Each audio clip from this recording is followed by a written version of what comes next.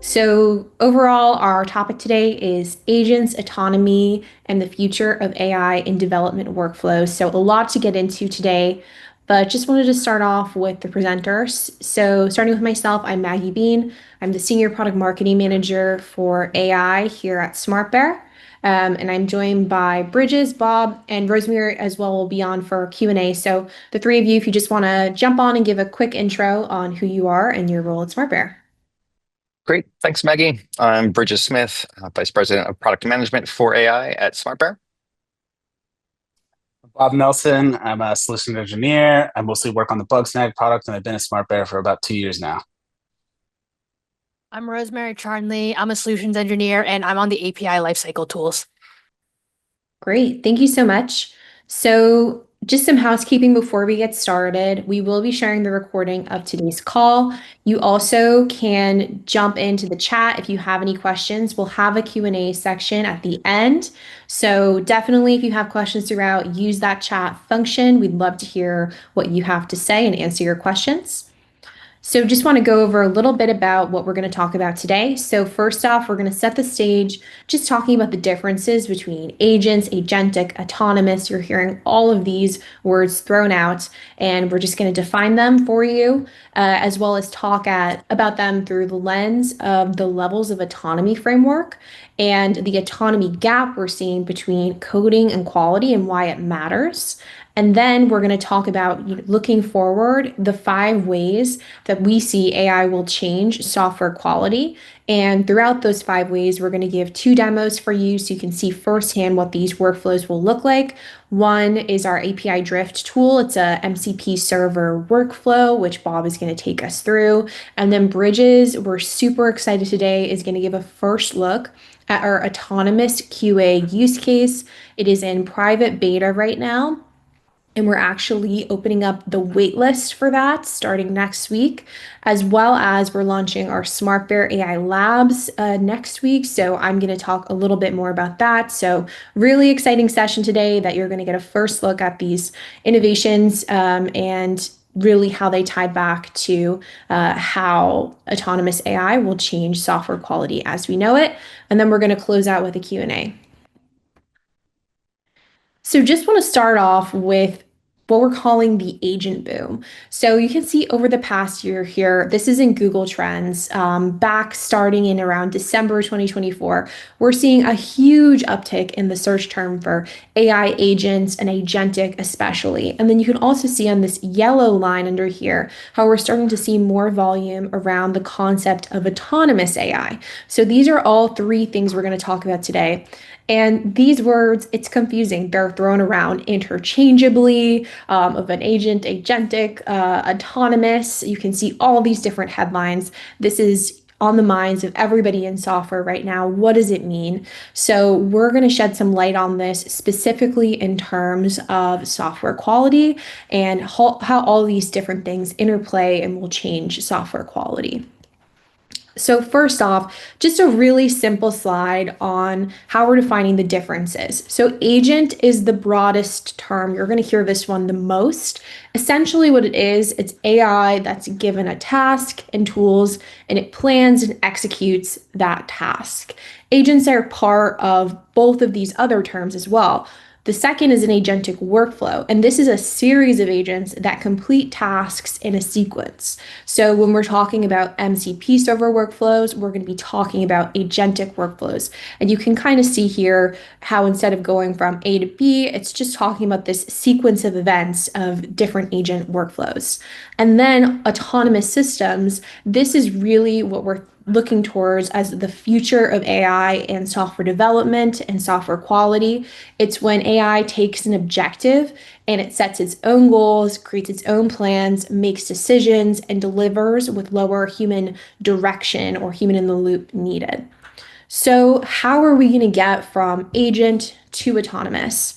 So we're thinking about things through this framework. It's 5 levels. It's called the Levels of Autonomy framework. And it starts off level 1 is actually no AI. It's just automation. So the human builds and the tech repeats with automation that is built in or through different frameworks that requires no generative AI.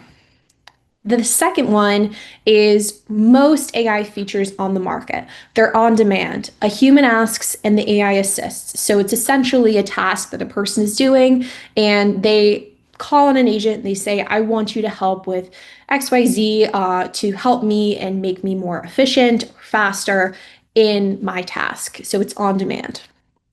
Then what we were starting to see, especially in the past year, in developing in our own products, is responsive AI. So this is the AI becoming a smarter assistant. It's more proactive. It's suggesting improvements, and the human is approving. So essentially, things like self-healing, generating tests from requirements is an example of responsive.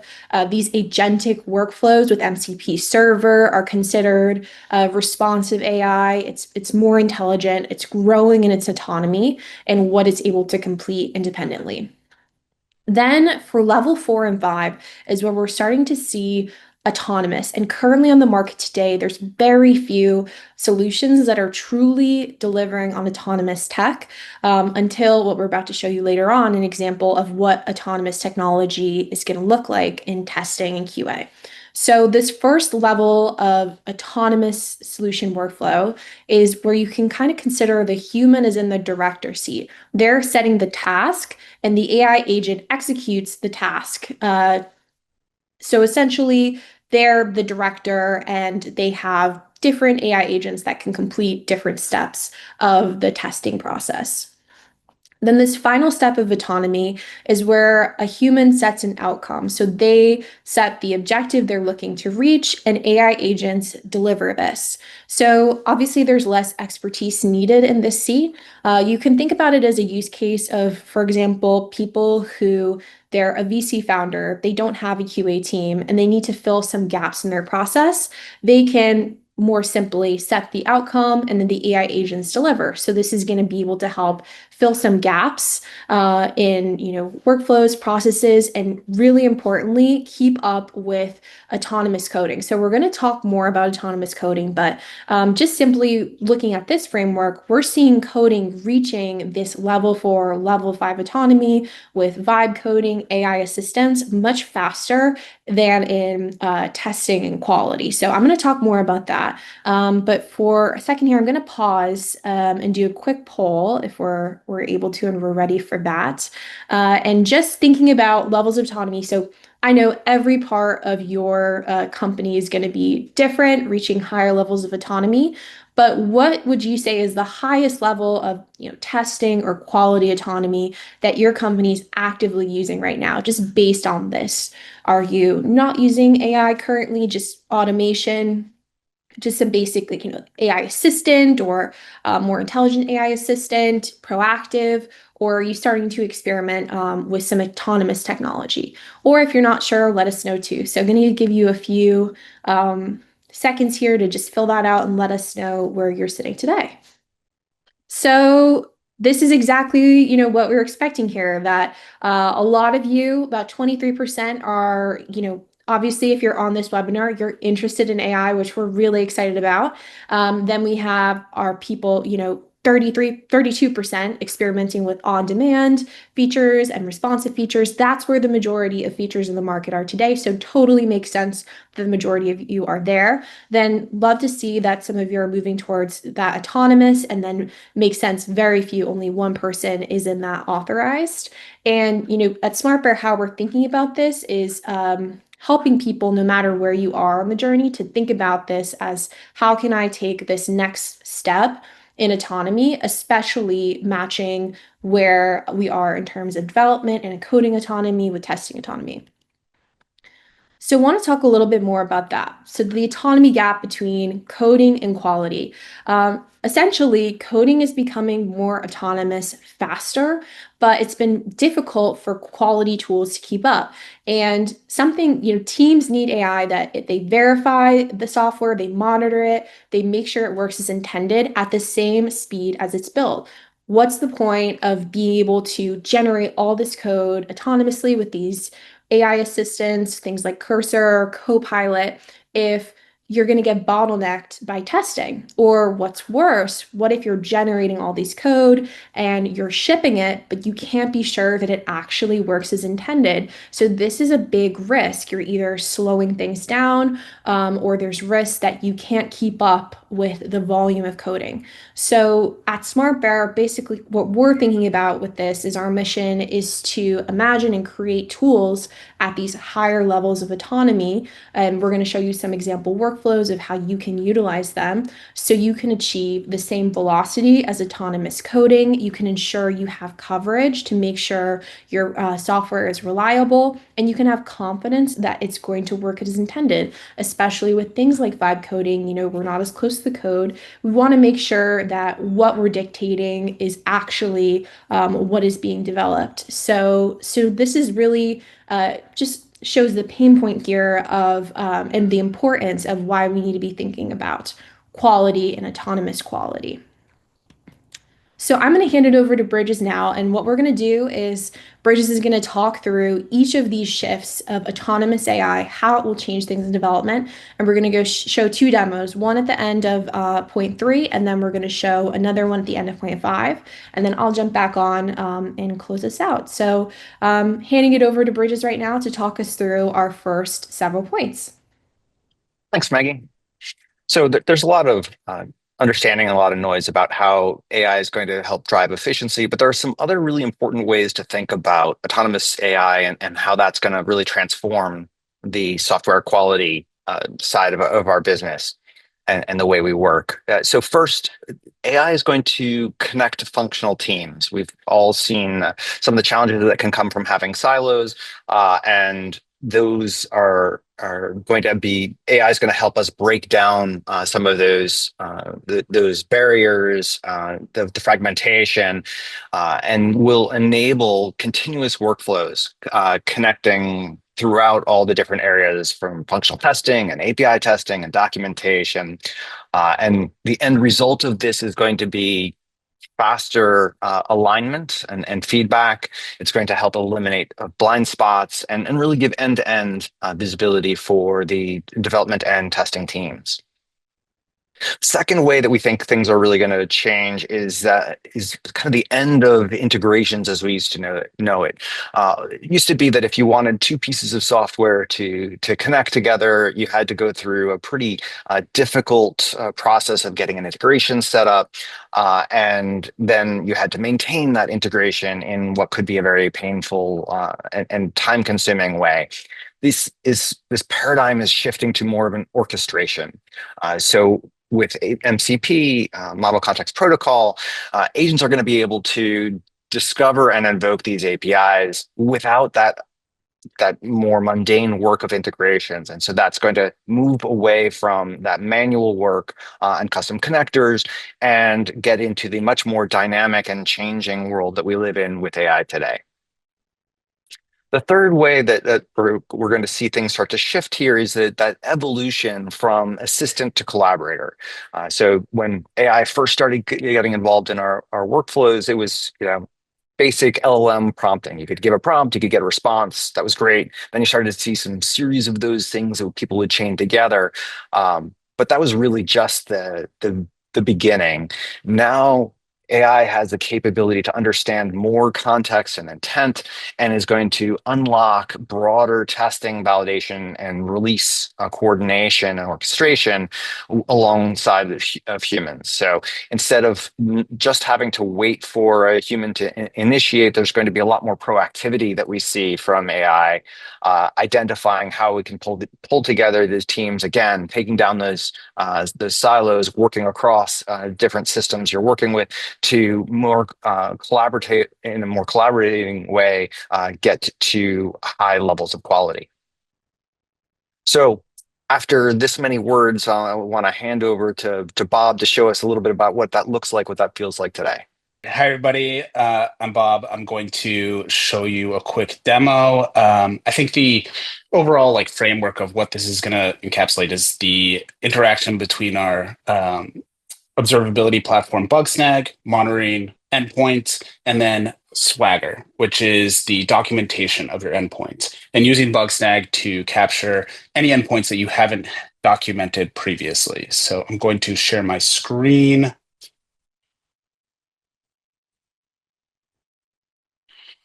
So I've got a front end and back end running this very simple to-do list. It's a bunch of tasks, and each time I edit, add tasks, delete them, an API call goes out. And then I've got these APIs documented over here in Swagger. So what I'm going to do is I'm just going to click around a bit. I'm going to add a task, Bob's latest project. Oop. We go. Let's delete Bob's task, and then let's edit this to task 1-Bob. Cool.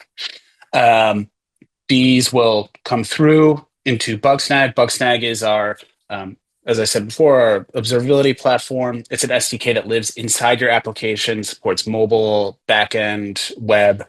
And what it's doing is it's tapping into fetch and get and capturing all of those network requests coming in and out of that front end here, and then instrumenting how long each of those requests are coming take to execute.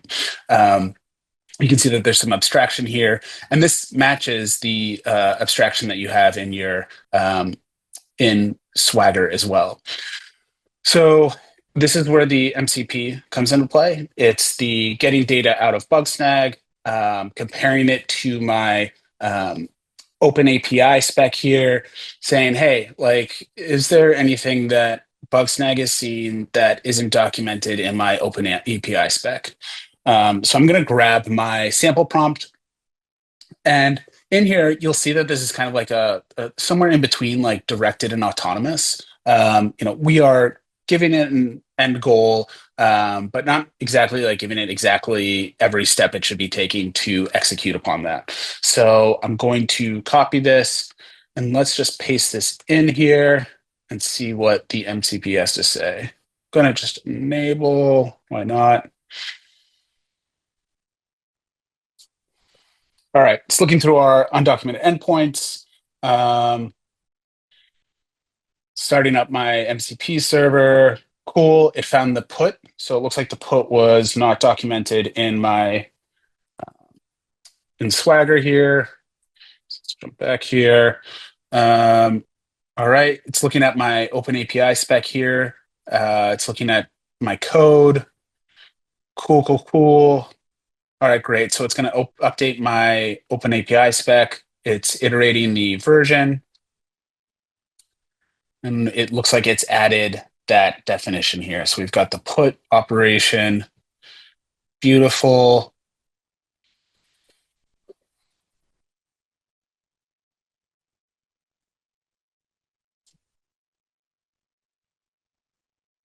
Cool. It's looking through my tests. So here's my test doc. It's generating the packed test. This is something that all developers love doing, is writing tests. So that it's doing this is very nice.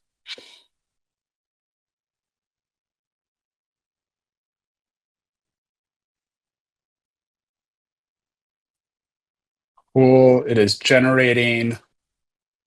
Run AI. Chugga, chugga, chugga.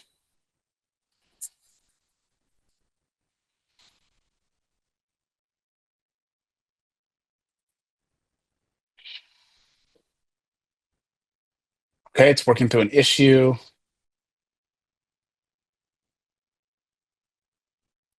Rerunning the pack tests.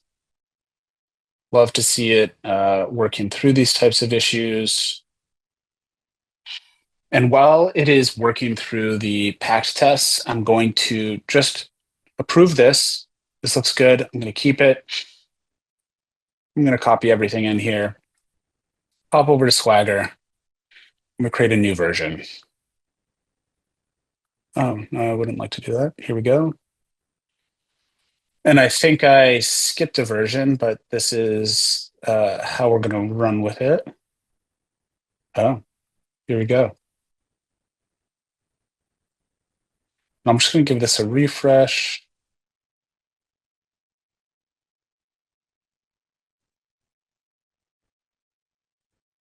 And it has already updated this via the API. And so now we've got our version 1.02 with that put request in there, all nice and updated. And you can see this reflected over here in our nice little documentation.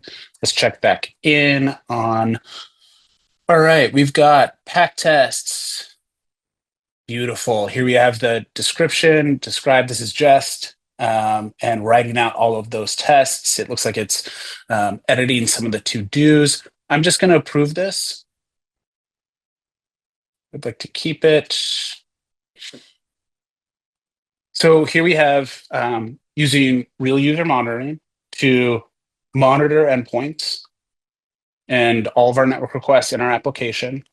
We've got Swagger documenting them, adding missed documentation to Swagger automatically.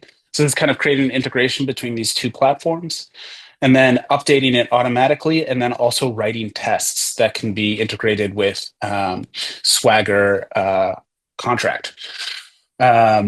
And that's the MCP in a nutshell. It's pretty cool stuff. You can see how this can be extrapolated over to a larger application and seeing lots of endpoints and just running this and seeing, okay, like, can we do a check, update it automatically, and really cut out some of the intermediate steps and automate it via AI and your own LLM. That's it. I'll kick it back over to Bridges. Great. Thanks, Bob, for showing that. And again, illustrating how multiple teams are getting served through that one prompt and that connection through MCP. They're the architects who are looking to document in Swagger what the APIs do. You've got the operational team that's watching what's happening in production. You've got the testing team with contract testing. So pretty exciting seeing how all that gets pulled together. So moving on to other things that we're going to see from the perspective of how AI is going to change things and be really critical in the testing, particularly in the testing space. So we know and have seen a lot of ways that AI is accelerating code development. AI is also going to be able to validate at the speed of code. So there's already historically been a bit of a testing gap. It's been hard to test as quickly as things have been developed. That's only gotten to be, that gap has become more of a chasm as developers are able to code faster and faster. And so as code becomes more autonomous, we really need to make sure that quality can keep up. And to do this, these testing systems are going to need to continuously monitor reliability, performance, and verifying that ground truth that the software is doing what it is meant to as quickly as it's being built and released. And that's really at the foundation of what we're thinking about in terms of autonomous quality, that this development and validation have to be moving in sync at the same speed. The other thing is that we'll start to see, as there are more capable and powerful agents, there's going to be more and more need for these to collaborate together. And so this next generation of enablement, AI agents aren't going to be working in isolation. They will be communicating together in the same kinds of ways that human teams are working together today. The AI agents are going to be able to collaborate, again, empowering their human teammates to be more effective, and then create real-time view into the documentation, into the testing, into the status of applications, allowing much faster feedback and validation of results. And so I'm now going to give you some of the earliest peek at something that we've got working in our labs right now, having to do with the autonomous testing.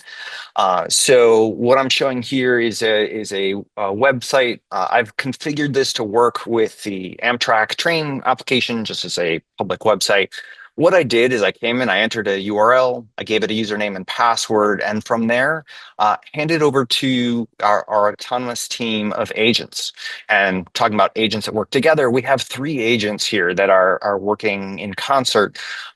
The QA lead is the brains of the operation. It looks at what it knows so far about the application.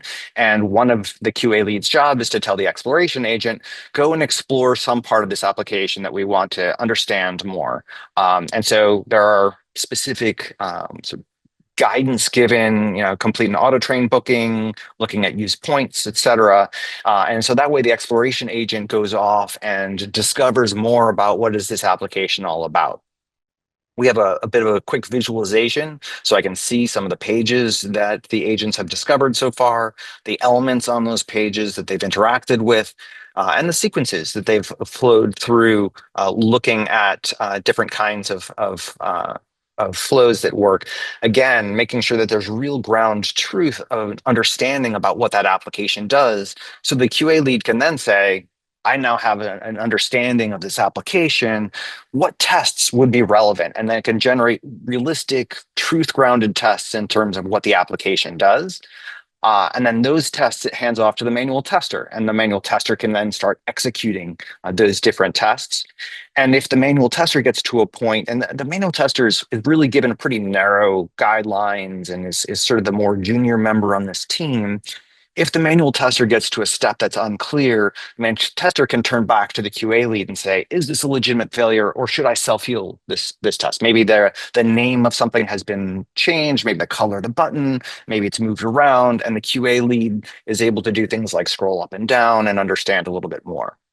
So to give a sense of some of these tests that are going on, there are 18 tests that have been created here. Here's one that is going through some navigation, and I can go and see what does that look like. And so I have a full audit log into how that's worked through the different steps, which I can follow through, see the screen recordings, see the thoughts that the agents have in the way of moving forward and understanding and capturing autonomously on its own, are these passing or not? And so this test suite can be run every day or it can be run on demand as a way to keep up with that speed of development. I have a The quick other, Sorry, I have a quick question for you in the chat, Bridges. sure. Are agent definitions fixed, or can the agent themselves improve the experience? Is there any autonomous learning? Yeah, so right now the autonomous learning is really focused on what the application is meant to do, what it can do, what it should do, what it can't do. So the learning right now is much more there. We aren't currently having the agents rewrite their own code, so not quite that meta yet. But yeah, there's definitely learning from where things and what the workflows are. That is all captured and updated autonomously. And one last kind of quick example here showing how the agents, I mentioned the fact that if if the manual tester runs into trouble, that they can invoke the QA lead to jump in and help.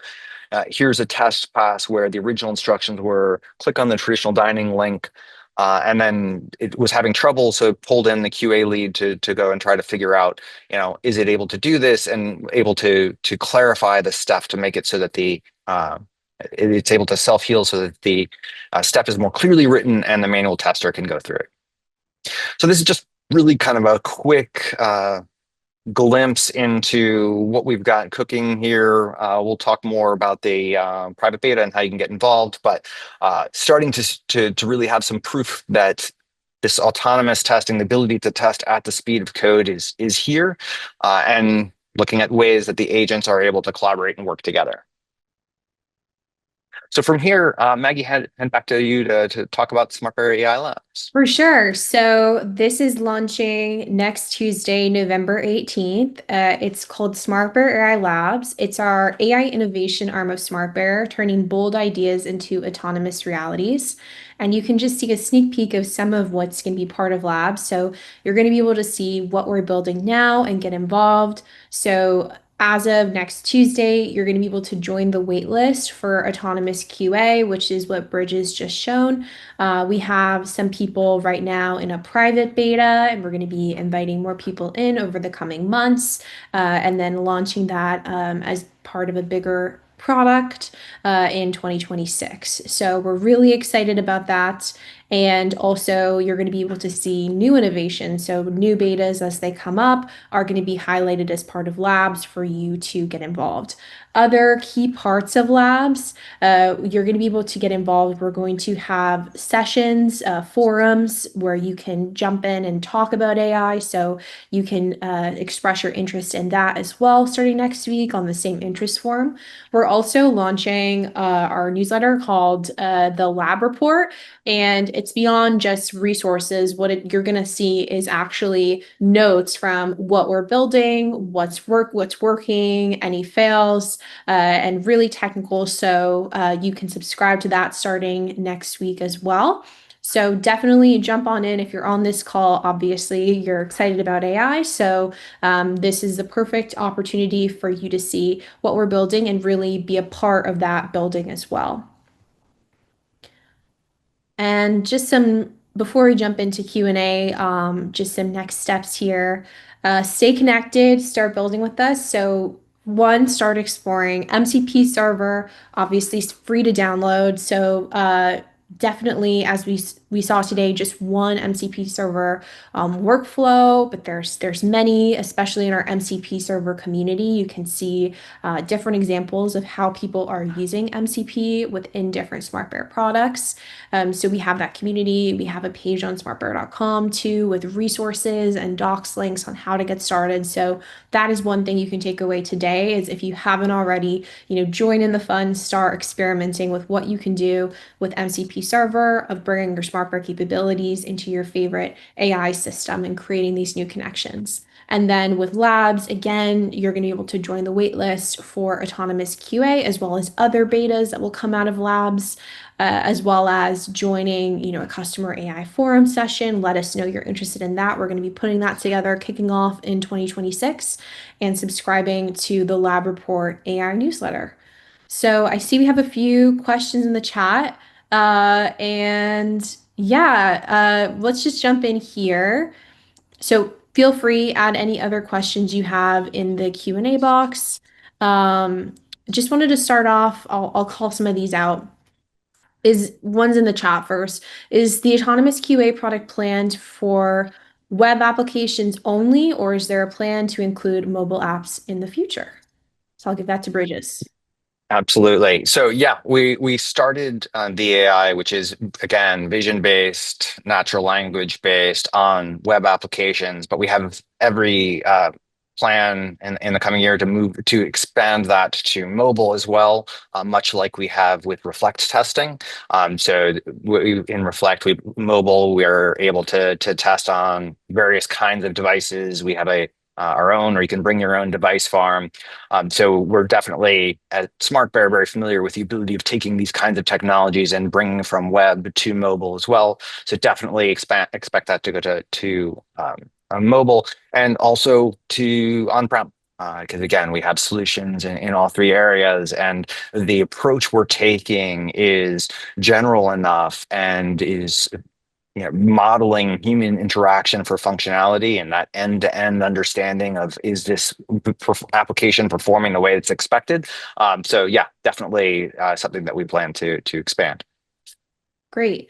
And we have a few questions around current capabilities in products.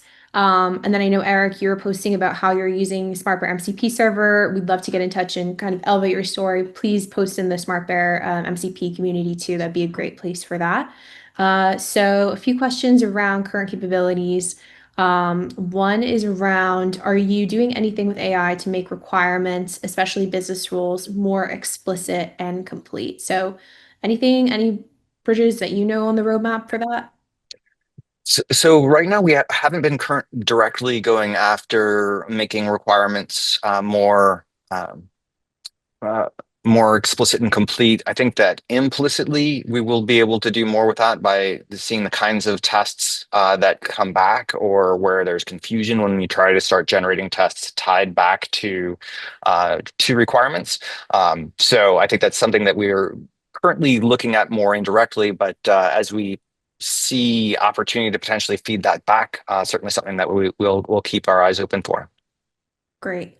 And any Two questions here about Ready API and AI. Any plans for AI agents or agentic capabilities, autonomous capabilities with Ready API at this moment in time? Yeah, so we are absolutely working on bringing some optional AI capabilities to Ready API. We know that since Ready API is an on-prem solution, we're obviously giving customers the choice of whether or not you want to bring that in. But yes, we are absolutely working towards that now. And kind of the way that will work is if you choose to adopt it, Ready API will be able to connect through a SaaS gateway to access some cloud-based AI functionality. So stay tuned that we'll be having some beta access coming later this year and then opening that up in 2026. Great. And then we have a question about Zephyr. So they're on Zephyr scale in data center, so on-prem. Does the SmartBear MCP server support it? So can you use MCP server with the data center product? So I'm not as familiar about the details of that. So that's something I would have to dig into, unless Rosemary or Bob, you know offhand. I don't. We'll have to get back to you. So thanks for asking. We'll follow up. For sure. And then we have one for the agent roles, QA, manual tester, developer, et cetera, et cetera. What is preventing us from having one super agent that knows everything? Is it LLM limitations? So what we've been playing with so far, we found the best results by keeping that separation with different levels, different kinds of instructions. We can also use different models that are better at different kinds of things. So we're not necessarily tied to using a single LLM for all of those. So far, that is working better. I wouldn't be surprised over time if some of that could collapse. But I think the other thing that's worth noting is, this is certainly, these are agents that SmartBear is building. As you look at other agents that other providers create, there's still going to be a need for agents to interact together. So the short answer is we found the best practical success by having those separate agents. But longer term, I know that there are other companies that are really kind of focused towards the single agent. And I do think that as LLMs get better and better, that will likely make sense. We'll keep that super agent tech term. I like that.